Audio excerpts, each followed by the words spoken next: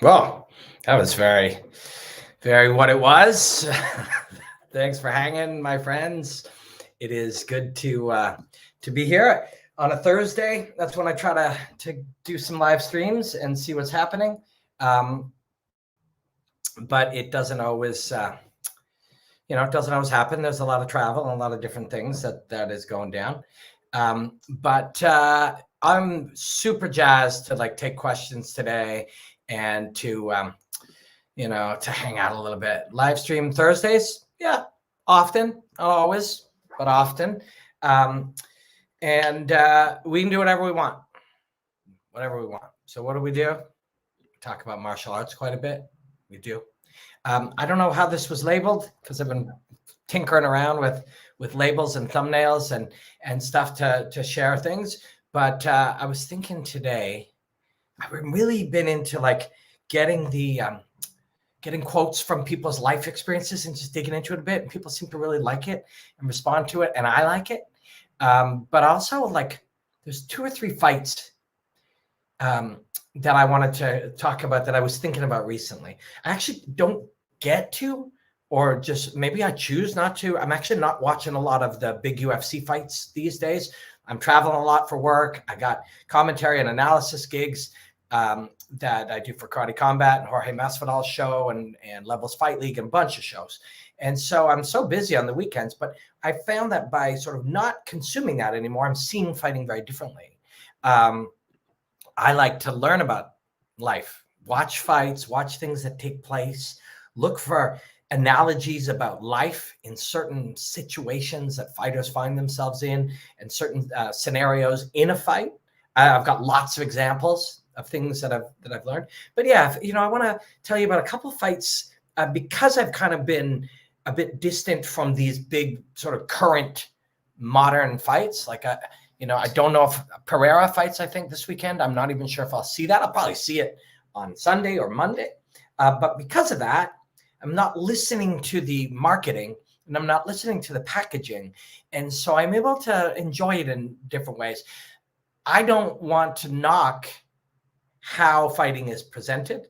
People who complain and become frustrated. I've been one of these people at different times in my life.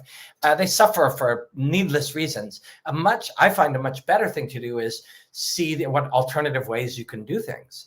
And so I consume fighting very differently these days, and I like it a lot more. And I'm a lot happier, following my my passion in a way that suits me. And I think everybody should find that way.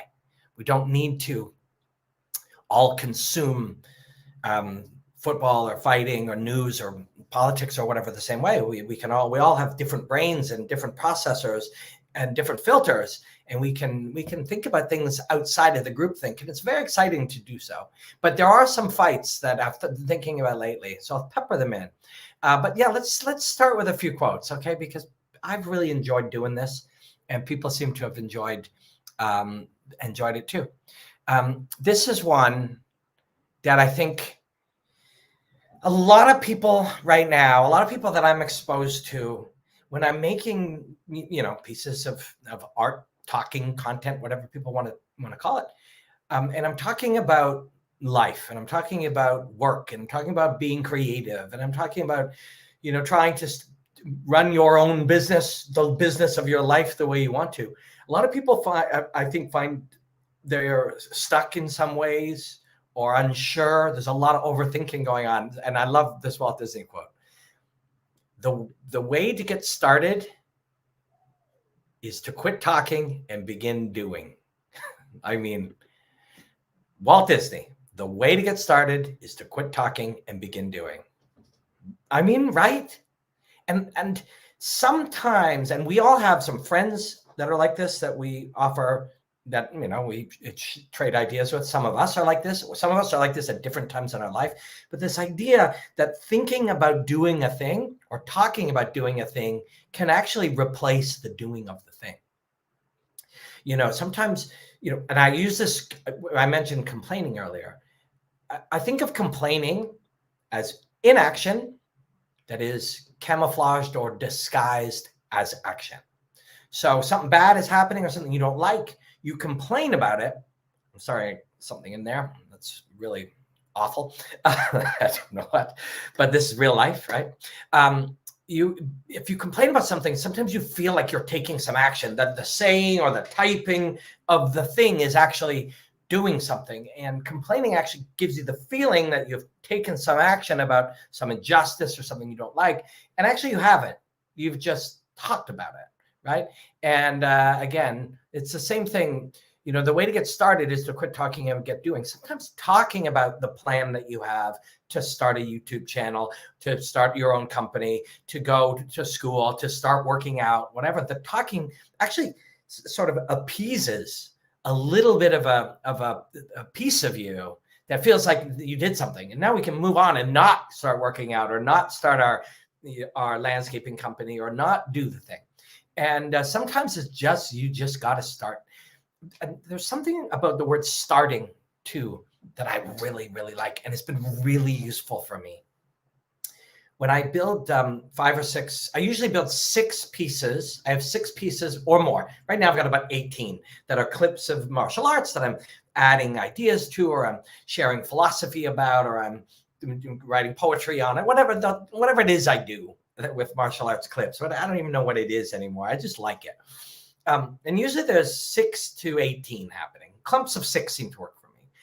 And if I'm really tired, I'll sit down and I'll go, oh God, I got all these 6 things I got to do, and then I got to do. And then it's a little hack, a little trick that I use. And I'll go, you don't have to do 6 things. You have to start one. You don't have to clear off your email. You just have to look at one. Just start it. Just start it. The grand scope of the thing you're trying to do often feels insurmountable, but starting it is super easy. You don't have to finish it. You just have to start it. And often the starting of it is such a small thing. You begin it and then you're doing it. And things are not hard to do. Fun things, things you like, things you want to do are not hard. But when you see the totality of them, sometimes they're really intimidating. The way to get started is to quit talking and begin doing. You don't have to do. You don't have to make the whole channel. You don't have to launch the whole thing. You just do something. Start doing something. And then the little pieces of doing things are in and of themselves rewarding.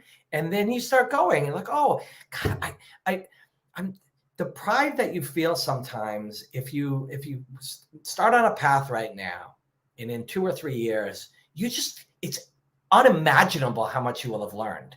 But you just did a little thing. That little thing taught you about something, which opened another door to do another thing. And then later, you have such pride in yourself when you've learned all these things. It's so fulfilling, All right, let's look at a couple other of these, and then I want to tell you about some fights that I've been thinking about lately. Because we can do whatever we want. This is what I love about YouTube. I don't have to make any money doing it. This is where I get to just hang out. Then now, next week, I'm releasing a video of a one-night 4-man light heavyweight tournament that's happening in Amsterdam that I built. I built that because I loved it and it's fun. And I'm really excited about the show. So sometimes I'll build things and I'll enjoy that too. I really enjoy that too. And I'm excited for people to see it. It's Levels Fight League.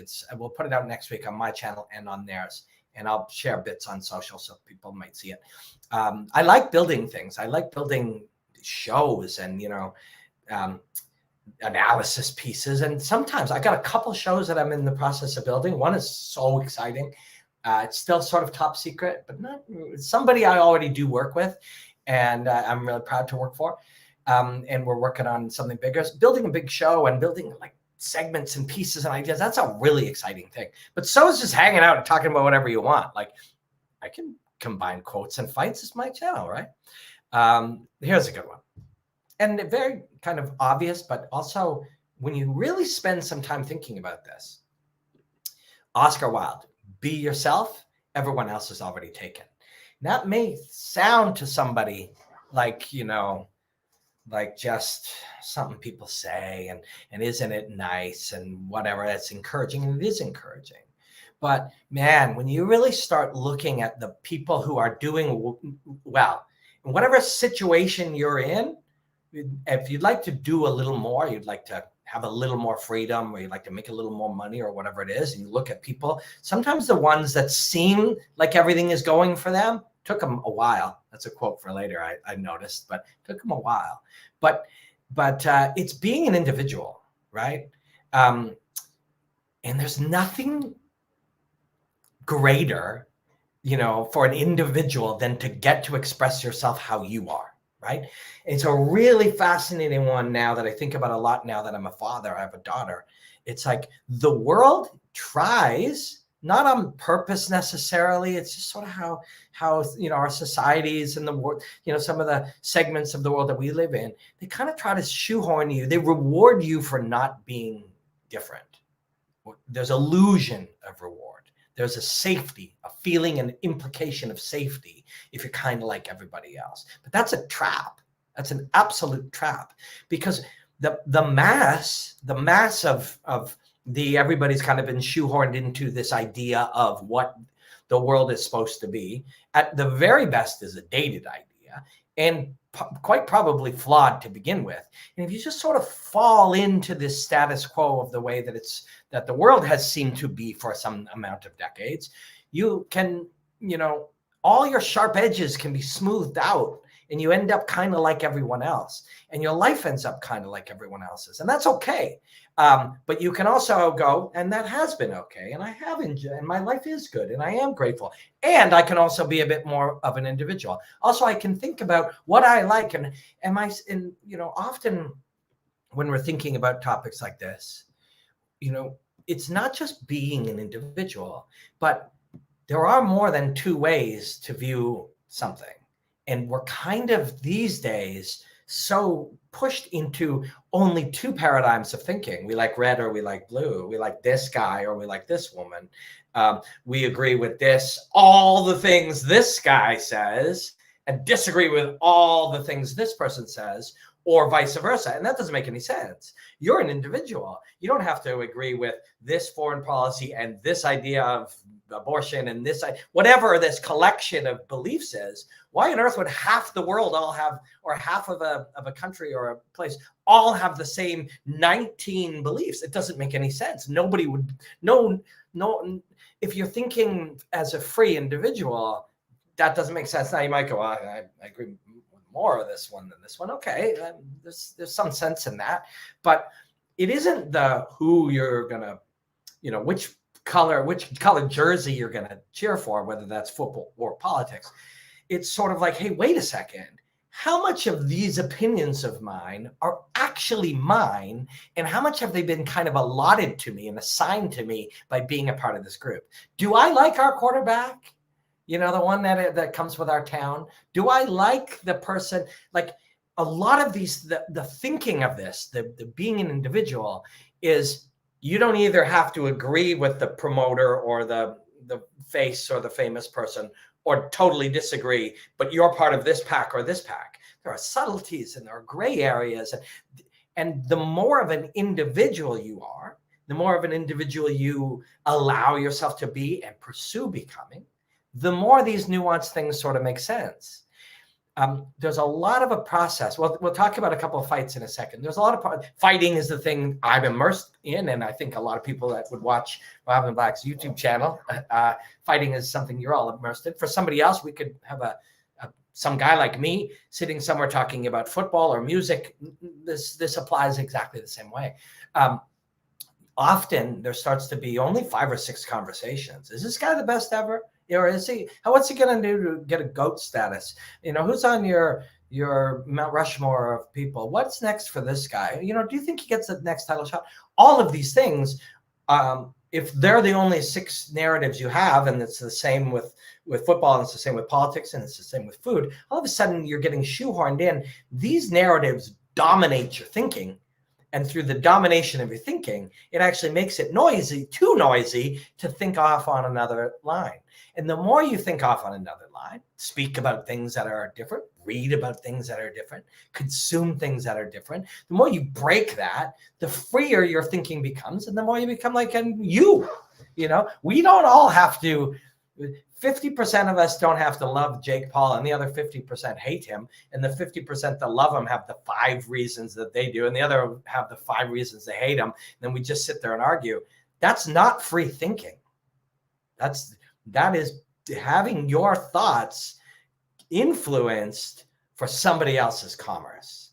And whether that commerce is you're buying Doritos or you're, spending your money on whatever it is, most promoters, most large scale business messaging is meant to get you to behave a certain way so they make money. I've gone out of my way over the last while for my own happiness and way to look at things, and not dogging people that I disagree with, and not even necessarily pointing it out or picking fights. I said something about Francis Ngannou like 2 years ago, and Dana White went after me, and it grew all my platforms like crazy. It made me a lot of money. There was a sponsorship deal I was working on that I closed it out way higher because of all that. I probably made $100,000 off him saying one thing about me. It would be very easy, and a lot of people do this. I'm not mad at them, and you can do it too. It's up to you. This is what it is to be an individual. You get to live your life your way. But it wouldn't be crazy of me to just go, I should just pick fights with people. This is how you grow these large businesses. This is the model, right? For these people who just go super big. But hey, man, like, how big does it have to get? Because if you're sitting in your home and you make more money than a dentist or a neurosurgeon or whatever, doing it your way, and you love it, do you have to go and grow things to be 10 times bigger or 100 times bigger? You do not. There's no law that says you have to do that. There comes a point where you're like, wow, I built a business, get so much freedom. I don't want to have conflict constantly, but the model would make sense to do that. But what I will, so I've kind of, and I really intentionally thought this out and thought, I can have a shockingly successful business of my own, not engaging in that, even though that is the low-hanging fruit. I mean, and I'm not, again, I use Jake Paul as an example because it's a very blunt one that you can see, but it is a game of getting people mad at him. And he's very good at it.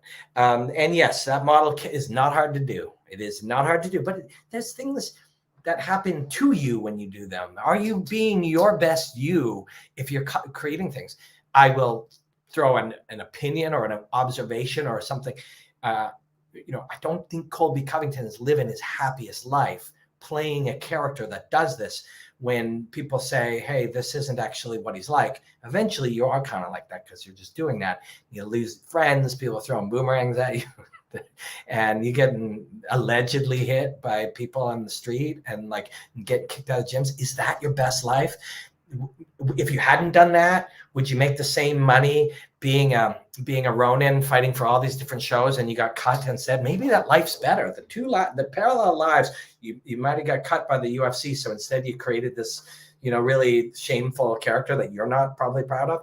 And it affected your life in all these negative ways, but you still fight there. What if this one actually led to happiness, friendship, and you got paid twice as much by the PFL to be a star for them, and then you ended up doing two boxing that you made way more money, but he was going to get cut by the UFC if he didn't act like a complete jackass. Yeah, but what if that path actually was a better, more fulfilling, more rewarding one? And it very well could be, right? Francis Ngannou is right. And there are many, Nate Diaz is like, there are many examples of this, right? So, but what I will say, whether it's talking, so I said something about Francis that had Dana attack me, which made me a lot of money. I purposely thought, okay, well, don't just mind that. That's this low-hanging fruit. It's not this long-term growth that you're hoping to achieve by studying martial arts. So we're not going to do that. But what I will say that is shocking, whether it's him or any other promoter, boxing promoter, anything, it's like, their job isn't to ever say the truth. That's not their job. That's not their assignment. You should assume most everything that they're saying is being colored dramatically to make you buy things. That is the job of the promoter. That is what they do. Now, if you choose, I'm just going to go with it. I'm just going to listen to Eddie Hearn, or I'm just going to listen to whichever Oscar De La Hoya, the UFC, whichever promoter, and you're just going to go, well, he said this, so it's this. Hey, man, that's on you, but it is not going to make you a freer thinker. Looking at billionaire, and this doesn't just go for fight promoters and other event promoters. This goes for these billionaire famous people too. Zuckerberg or Musk or any of these people, their job isn't to tell you the truth. Their job is to say whatever is necessary to the success of them and their shareholders. And you should, and then if we're going to go a step further, we're going to go into politicians, and you should assume most of what these people say is at the very least self-serving, right? So whenever I see somebody, and again, I'm not going to point out one particular promoter, but when I see the ones that are popular, and then people in comments just fighting, this guy's lying, oh no, why don't you start your own organization? I'm just like, wow, like it's going to be very hard to be yourself if you pick one of only two sides. So I want to talk to you about a couple of fights, and I got a couple of questions here. Should we look at them? Yo, I missed your shows on Fight Network. Thank you. That was a really fun chapter, and I learned a lot from it. Brody the Goatee, I think Bruce Lee could clear out his respective UFC division if he fought and trained today. Was he 145? I think he was probably 125. And Bruce Lee and Demetrius Johnson would be pretty cool, right? And Brody says the nuances matter, right? You know, it's true. Herd mentality too. He points out in our chat, which is subscribers only. I didn't set that, but I don't know how to unset it. But if you're watching and you don't subscribe, please do. It's really thoughtful, and I really appreciate it. I think we got something else here too. Stoned Alabama Human. I like your name.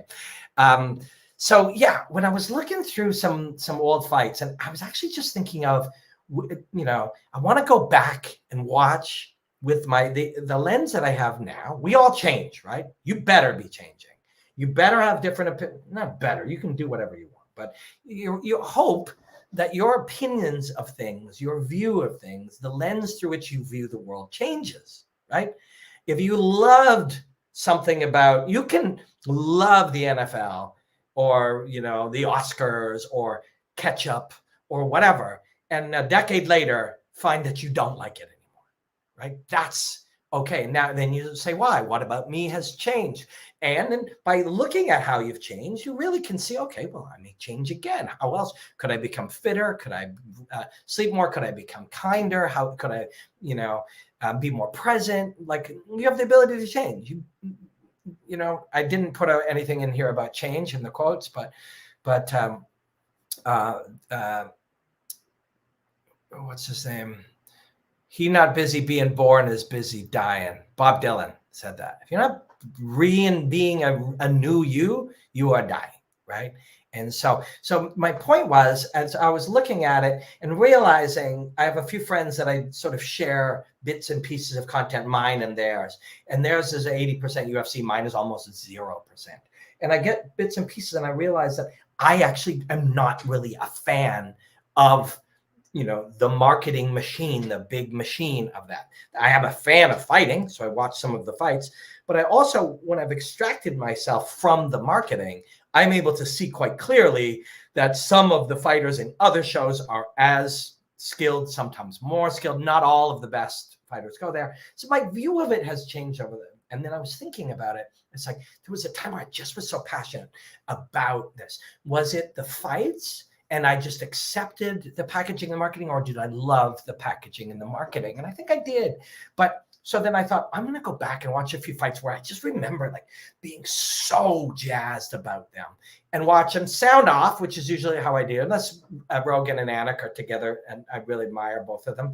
And I often will allow that to kind of, and Joe's enthusiasm is kind of part of a way to watch fighting that I really enjoy.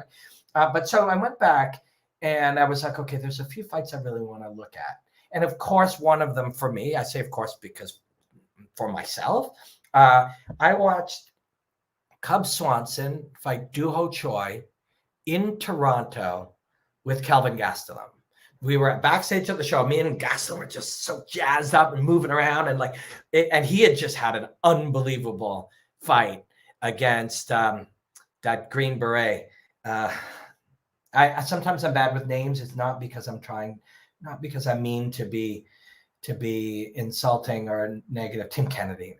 And Tim Kennedy, let me tell you, if you go back and watch that fight, Tim Kennedy absorbed so much damage. There were people kind of helping him, but he was walking under his own power. That is the most damage I've seen somebody take and walk out under their own power. And I mean in thousands of shows. I'm present at 25 to 40 a year. And then, now, and probably some version of that for the last 10 years. So that's 400 shows I've been present at. That's the most damage I've ever seen. And I saw him walking out. He was kind of leaning on people. I remember thinking, man, that is a tough dude. That is a tough guy. And Kelvin that night was just 2-3 steps ahead of him, quicker reaction time. He was at his peak, and Kennedy just wasn't where he needed to be on the night or at that stage or whatever. And he never shelled, he never shrunk, he never deflated. Like, that was the toughest dude. So I just watched that. And Calvin and I are kind of friends, and I really like him. We're hanging out watching, and it was so unbelievable, that fight. I remember it. And I just really, probably no one had ever really on earth had ever analyzed either Doo Ho Choi or Cub Swanson as much as I had at that time. Cub Swanson, still my very favorite fighter. The way he moves and the way the connection of his sort of passion and heart and ferocity to his movements. There's no margins, right? It's all one thing. And I still absolutely love watching him fight. But that night was unbelievable. So then I'm talking to Greg Jackson after, and Greg's like, well, I know you saw this, and we're sharing stuff, and he's very complimentary. And the video is on Fight Network still, and it's there, and it's just small. I've never really talked about this. I never asked Cub about it. We're friends. I never wanted to kind of overstep, because I was always like really analyzing his work. So I admire him and I like him, and he's a really good person too. But I wanted to still be able to look at it as an analyst of this particular artist, somebody who consumed his work, tried to become an expert on what he did. And we became friends, and I recommended him to a particular coach and stuff, but I never wanted to fully overstep it. I wanted to still stay an admirer and a fan and kind of a fringe friend. But so we're talking after. I'll find the video. Maybe I'll do something with it. And we're talking about the fight, and he says, I heard your voice, because I was analyzing him so much and chatting with him so much. He goes, I heard your voice, meaning mine, in that fight, saying just keep it creative, keep it artistic. And that video is on Fight Network somewhere. Robin Black, Cub Swanson, Doo Ho Choi, UFC 206, whatever. It's not hard to find. And I didn't say anything. And he said it to me, and I said, and I think I might have said, my voice? And I didn't ask a follow-up question. And that's where I know, I'm not a journalist. I'm a martial arts analyst. I'm a martial artist. I'm a student. Because the job of the journalist to put himself over there, and a large percentage of journalists would have mined that. I just wanted to let it hang there and know that it was so, which to me is crazy. I was just back there with my friend, experiencing it in this way that I knew other people couldn't, because I didn't know them so intimately the way that I knew them. And then to know that while I was there, he literally said that he heard my voice was the wildest thing to me. So I'm going to go back and watch that one. Let's look at it. So yeah, crazy, right? Stoned Alabama Human. This is Bama from IFC. When can I get that back kick breakdown? Bama. So IFC is Influencer Fight Club. And he did a turning side kick at the end. And I said, I'm going to break it down. I requested, I just don't have it yet. But yeah, my guy. Why do you think it's such a disparity in striking between UFC and ONE? I don't think there is. I don't think there is one. There's a narrative around ONE. I mean, there's not a disparity in striking between UFC or ONE or the PFL or Bellator or some shows that are currently happening in Europe and North America all the time. There are amazing high-level skilled people that do not fight in these shows. And the narrative around the UFC is these are the best, but that's a marketing statements. There's some truth to that, but it's not absolutely true. The best of the best, all those things. Those are marketing slogans. They're not fact. Why would you expect somebody who's trying to sell something for, billions of dollars worth of content to not exaggerate these things to influence you to believe them? Of course they do, right? And then one, they like, they need to tell stories too, and they can tell their stories. And there are some great fights and great fighters there as well. Some that are as good or better than 80% of the UFC, but I see them all over the world. I see people of higher skill caliber than you see on a Saturday night undercard. That's for sure. Like, you just have to understand what the truth of things are. The marketing slogans are, this is the best, these are the best, best of the best, best, best, best. But the truth is, I'm going to say 8 out of 10 these days, certainly 6 or 7 out of 10, probably more, come in through the Contender Series. These are literally fighters that are fighting everywhere in the world right now. And some of them happen to have 6-1 records. And it's literally 2 management companies that calls all the fighters with a 6-1 record. Not all of them. That's these generalizations are something I've worked very hard to get away from. So they call many of them. They say, we can get you on the Contender Series. The Contender Series is a very, very, very restrictive and low-paying contract that you already sign before you fight. And then you go, please pick me to execute this contract that I've already signed. If I did a jumping, spinning back kick, it was the greatest thing in the world. I've already said I'll fight for this.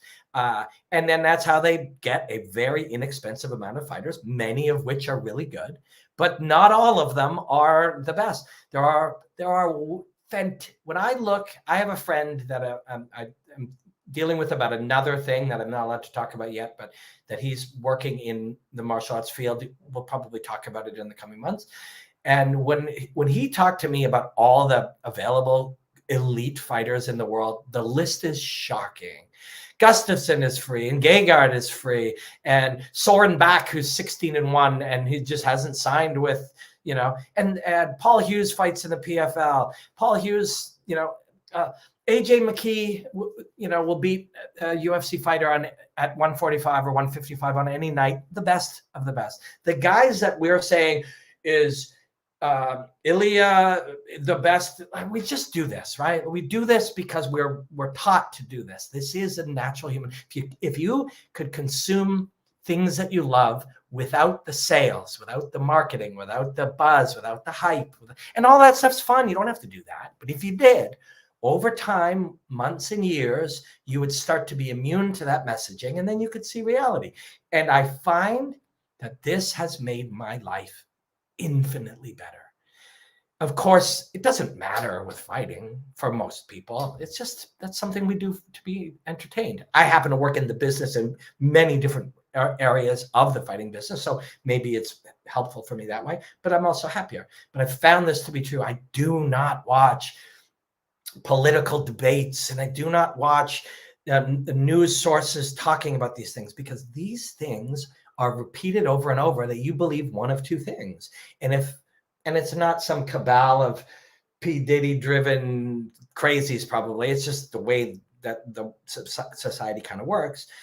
You're easier to control if we can just get you to like one of these two things and you guys argue about it. That's true of Jake Paul or football or the UFC or politics or whatever. Get you to choose one of two tribes that are arbitrarily chosen. You start to feel like it's one or the other. You like one and you hate all the other ones. You think they're crazy, even though we're all part of the same ecosystem that creates this. And then you fight. And it makes for an easier to control world. Makes for an easier to control world. My guy. Oh yeah, sorry. There was lots of other comments here, and maybe I lost it. I don't know. It's somewhere. Oh, there it is. Close. Yeah. So I'll talk to you about a couple other fights and that are equally as awesome. Actually, I'll do one now. This and then we'll look at a few other quotes. Then I'm gonna go down and hang out with my daughter and her grandmother, and we'll just chill. And God, I'm so grateful for the freedom, man. And I just want it for everybody. And that's why sometimes I try to weave bits and pieces about how to kind of start a small business of your own, or how to build your own things on social media or something. I got, I think 750, 800,000 consumers, people that like my stuff. And if you can build that, it doesn't have to be 750,000 either. But if you can build a bit of that, you build a little freedom. You get a chance to do your own thing in your own way. I don't have any bosses. Actually, I have one boss I'm working on, and even they don't treat me like I'm an employee. But I am working on a series that will air in February. I'm not allowed to talk about it yet, but it's really cool, and we're pretty far into it. And that it's 10 episodes. It'll air in the spring. I've been working on it for a year. So I guess that's kind of a job. But my commentary gigs, all of them, they hire my company and my company sends me, and I own the company. So I'm a partner or an ambassador or a independent contractor. So I don't have any bosses, and it's a beautiful thing. In fact, I have a few people that work for me, but I try to be a really cool boss. But I want this for everybody. It is possible. You don't have to be able to quit your job to be able to start something that's meaningful, that's your own. Let's do that next Thursday. Next Thursday, I'm going to try to put together something that will give you the most basic idea of how you can build like a cool project of your own. It doesn't have to be a YouTube channel or a business or whatever, but a project. Project process. That's next Thursday. Next Thursday, I'm actually in Salt Lake City for Karate Combat 50. So it'll be the following Thursday. And I'm going to work really hard on it. And I'm going to try to put together a scenario in which you can kind of take some of the things that I learned some of these things take a long time to learn, but once you learn them, if you can explain them simply, all of the work somebody else did for years to kind of learn some of these principles, you can skip them with a little assistance. And I'm probably going to come up with a little bit of an outline. I don't think I'll ever charge for it or anything. I think I'll just share it because it's really cool. I'd want for everybody to be able to kind of do your own tree. So this other fight that there's two more UFC fights and then a fight from a Bruce Lee movie. Actually, I'll tell you about the Bruce Lee movie first. I do a lot of work with Bruce Lee's family, and I do on my Instagram, I do a weekly or bi-weekly kind of Bruce Lee video that I either analyze the ideas or what he was trying to show through his choreography or some philosophical things. It's so fun. So Mike Brown versus Uriah Faber 2. In their first one, Uriah was one of my favorite fighters, still is, and I really like Uriah. I ran into him in Paris for Bellator. I think he was cornering somebody. And so their first fight, Mike Brown, who is a friend, and once he beat Uriah, he sort of became, and that's that joy of that when you're young and naive. It's like, well, this was my guy, but man, this is my guy now. And there's a beauty in that, and I feel like. Over time, how we view things changes. But I love looking back at this. First fight, he catches Uriah coming in and drops him and takes him out in the first. And then in the rematch, it's 5 awesome rounds. And Mike is winning, and Mike does win, and it's pretty definitive. But you start picking up, and I can't remember because I remember I was watching it with a girlfriend at the time, who I believe is now my wife. So, no, I don't. Not that I believe it was one of the first fights I watched with my wife, which is so cool. And when I actually went down, I was nominated a few times for MMA Analyst of the Year at the MMA Awards. I went down to the first one. I was there kind of early, and I took pictures with Mike and Uriah and then sent them. And she remembered. She's like, that's the first fight I ever watched with you. And that's when I was like, okay. And she likes martial arts. She likes fighting. But I was like, okay, she remembers, so that's legit. But the fascinating part of it was how great Mike Brown was, but also Uriah, I believe, broke both his hands and kept fighting. So you get to have, and I liked both fighters, and I still do like both fighters a lot. They're both coaches and business people and cool guys. But so you still get to have it all, right? You get to have Mike having like the performance of his life, proving that the first one going 25 minutes with Uriah, who was the greatest at the time, Uriah and Jose and Mike. So now you've got this collection of greats. They fought at 145. I was getting ready to fight my first pro fight. I believe this is 2009. No, I'd already had mine. I think 2008 was my first. But I was fighting at 135, but I was like, oh, if I was bigger, I'd be these guys. And then I met them, and I'm like, oh, no, these guys are way bigger. They cut from like 165, 170. But yeah, it's a wonderful fight because Mike Brown's so good in it, and he's so, like, you can feel him saying, this is my time. I'm the best in the world, and he was the best in the world at that And it was WEC, so it wasn't yet the UFC. The UFC bought it. But you also had Uriah being able to, because you don't always get to choose what you're going to show in a fight, but you're going to get to show something. And in Uriah's case, it was heart and courage and grit and toughness and unbreakability. So it was such a beautiful fight, such a beautiful fight. Highly recommend it. Mike Brown versus Uriah Faber, WEC 41, Brown versus Faber 2, July 7, 2009. Yeah, that's a good one. Let's look at a few other things. I flashed this one up. Life is trying things to see if they work. I just love that. Life is trying things to see if they work. Yeah, I mean, what else are we doing here? And actually, let's tie that into this. Never let the fear of striking out keep you from playing the game. Right? Like, try things, see if they work. Why wouldn't you try them? Oh, what if I fail? That's why these two things tie together so well. Life is trying things to see if they work. Never let the fear of striking out, keep you from playing the game. Try things. What's the harm? When you do something and you, quote, fail, it doesn't work, it has to end, it doesn't go the way you wanted it to. The doing was the point, not the outcome. The doing is the learning. It is in the doing. This is going to be part of what I'm going to do in a couple of weeks. Doing is the point, right? Because in the doing, you learn. You may have the outcome that you thought, or like a really desirable outcome. You made money or built something or won something or whatever.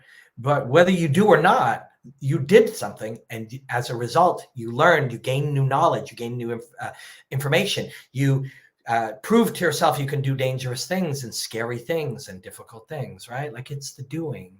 And there's a beauty in it. And if I got to make sure I get that into it. 2 weeks from today, I'm going to put together a little thing. It'll be fun. Again, I can do it. This is my channel. I can do whatever I want. I'm going to put together a little path for the simplest way how to start kind of working on something, whether it's art or a project or whatever. The simplest way, with bits and pieces of philosophy and encouragement, but also like bite-sized pieces. That's key. I saw a great analogy today. Oh, there's a good one on Instagram, and they literally race a tortoise and a hare. And of course, the tortoise just cruised his way to the end, and the hare ran, stopped, turned around, did some other stuff, got distracted, and the tortoise won. And I saw another one today, which was all these small steps and a little cartoon figure doing all these tiny steps, and then big steps that the cartoon figure couldn't get to the first step. The first step, if you can't get to it, make smaller ones, bite-sized chunks, right? If you want to get fit, some people will say, I want to run a marathon. Okay, well, let's run for 10 minutes or 2 minutes, or walk for a minute and run for a minute. That's how you run a marathon, is you start. It goes right back to where we were. The way to get started is to fucking start, right? But start small. It's important to have small goals, small chunks that can be achieved. There was another one I saw here. I don't know if I actually put it in. Oh, yes, I did. This one I hesitated, because it's actually a little bit the other way unless you look at it carefully. If you set your goals ridiculously high and it's a failure, you will fall above everyone else's success, or fail above everyone else's success. That's true. But you got to set the goal with thousands of tiny process goals. That's what we'll call them, process goals. I think I got that from my friend David Mullins. Process goals, little steps along the way. We can have a goal of running a marathon, even though we don't run. And if we don't quite run a marathon, but we run a half marathon or get really fit or whatever, that was worth doing. But you got to have the little things. You got to do the little things to get there. We'll look at one more. Yeah. Success is not final, right? Success, you won the title. Okay, now get to work. Right? You got your blue belt. Okay, let's get to work. Right? Oh, you started your channel. You started your business. That's a success. Yeah, well, we better get to work, right? Success is not final. There's no ever, well, we made it. I guess we just stop now and just sit. No, that's not the point. The point isn't to win. The point is also to win, but the point isn't simply to win. The point is to proceed. The point is to pursue. It is in the pursuing that is where the joy is found. But failure is not fatal. So you're going to lose a lot. You're going to fail a lot to get somewhere. You gotta learn that it's a good thing, that the full effort didn't quite work out, but learned something, got a sense of what it was going to take, and now I tried the full effort again. That is the thing. You have to do it. It's the courage to continue that count. Yeah, and you don't need courage to continue if the thing you're doing is joyful and fulfilling and exciting, and you love the process. There's so much of a process. Yeah, that's going to be part of it. If you love the process, you have to build a process, look at a process, and look and go, oh, that sounds fun. Not, I would like to be a successful motor truck racer. Motor truck. What do we even say? Brendan Schaub races trucks, and Cowboy Cerrone and a few other people. I work with Brendan on Game Bread, Jorge's show, and Dean Toole's show. And he races trucks, and he flipped his truck. And that's part of it. Like, you don't think people who get good at racing trucks didn't like suck at racing trucks or make a mistake in the process of racing trucks? Brendan, a lot of people, you could say whatever you want about Brendan, and some people do for whatever reason. Actually, I'm going to use Brendan as an example too. This is fun. But for whatever, Brendan is a reminder to a lot of people that and a lot of people don't like to be reminded of this, that with a lot of hard work, you can do things. And if you're willing to look silly, trying until you're good at them, you can do things. If you're willing to fail and not care about what the audience and what people say as you're doing, and they're just sitting there trying to laugh at you or trying to discourage you, you can do a lot of things. That guy was a high-end football player. And how far did he get? I don't know. College? I don't know if he played in the NFL. I don't know where. I don't know anything about football, but he got pretty far. Now, one might say, well, he never won a Super Bowl. That wasn't the point. The point was, in the process of doing, he became a good athlete and learned work ethic. Probably work ethic was a part of his whole process. Then he became a UFC fighter. The work ethic, the training, the fitness, the strength, all the things he had gained from football were now applicable to another part of his life. Now he became a UFC fighter. I never became a champion. No, but he made lots of money, having great experiences. And from there, he made friends, and he was out in the world. And I met Brendan, I think, the first time in Canada, and he was doing every interview. He was, being on sets of things and whatever, learning the business. Then friends encouraged him to have a podcast. He did that, and didn't matter how, they're successful, very successful podcast. People said, he's going to be a comedian. Deployed the work ethic he had learned from football, fighting, and podcasting to the practice of being a comedian. Successful comedian. Had traveled all over the world, made lots of money. Whatever normal humans have metrics of success, very successful endeavor. Now he races trucks, among other things. He's a perfect example.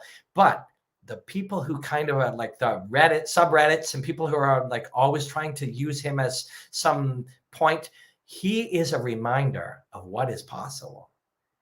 Especially if you're like, if you got some negative thing to say about him or his personality or the way he talks or looks or whatever, you're even more making the point. Even with whatever limitations you might think he has, look at the life of adventure that guy's created, right? There's a lot to be learned. I'm going to put him as an example in the process. I'm going to call him too, and maybe I'll do a little StreamYard with him and we'll drop it in. He's a good friend. But yeah, I mean, Brendan Schaub is a perfect example of what is possible with work ethic, drive, the learning things along the way that you apply to the next chapters of your life, and not caring about the how other people want to discourage you. It's a beautiful example. Let's see if there's a couple more comments. This is a good one. My stoned Alabama human. Life is what happens to you while you're busy making other plans. I mean, there's a lot of depth here for a very stoned Alabama human. But life is happening whether you're present or not. There's all kinds of quotes that we'll tie a few in next time. It's going, things are happening. Time is going by. What are you doing with it? It's not the years lived, but it's the life in the years. That's some other quote that somebody else had. And if you really look closely, most overnight successes took a long time. Now, the key to this is going to tie in overnight success. This is going to tie into what I'm working on, is that's okay if the process is enjoyable and you love it, you're living it. The process of getting up and going after something, seeing what you can learn and making small improvements and getting some setbacks and becoming able to overcome being your natural tendency to be pessimistic or concerned, all those skills, motivation, the desire to learning to be consistent in your work, developing all of the related and unrelated skills. If you love that process, it doesn't matter if it takes you 10 years till something great happens. I'm in my 50s. The last 4 years is where I'm, by any sort of metric, the amount of people that I reach or the amount of people that like my stuff or the money that I'm able to, the revenue that I generate. It's really the last 4 years that it's been like, oh shit, I live in a big ass house with my own cool studio, traveling around the world, and I don't worry about money. I'm not a billionaire, but I make a lot more than I spend, and I live pretty comfortably, and my family doesn't want for anything. And all I do is do the shit I love. That's crazy. But it is possible. And it did take 20 to 30 years, much like an example you can use with Brendan or almost anybody that gets some of those, all kinds of people on these days that are sharing their stories. And a thing that a lot of them has in common is a lot of hard work. And then some lateral moves to different areas that you learn. I was learning about songwriting and directing music videos in the 1990s, and how to talk comfortably and stuff. And I was a lifelong martial artist. Then I had to relearn the internet, digital editing, shooting stuff yourself, how to do a YouTube thing, all this. You learn them as you go. But if you're like on the right path, which we go back to this one, if you're on the right path where you're just doing the thing you were meant to do, the process will be fun. So it doesn't matter that it takes 10 or 20 years. What are you going to do? Something else? You're going to quit? You're going to quit being who you are and just give up? Don't do that. There's no reason to do that. I'm going to bow out. I was going to say my favorite Bruce Lee, movie fight, Bruce Lee versus Chuck Norris, of course. Although there's a lot of good ones. We'll get into a Bruce Lee movie thing. I'll do a Bruce Lee movie one. I'll bring some clips in. We'll do that in a few weeks.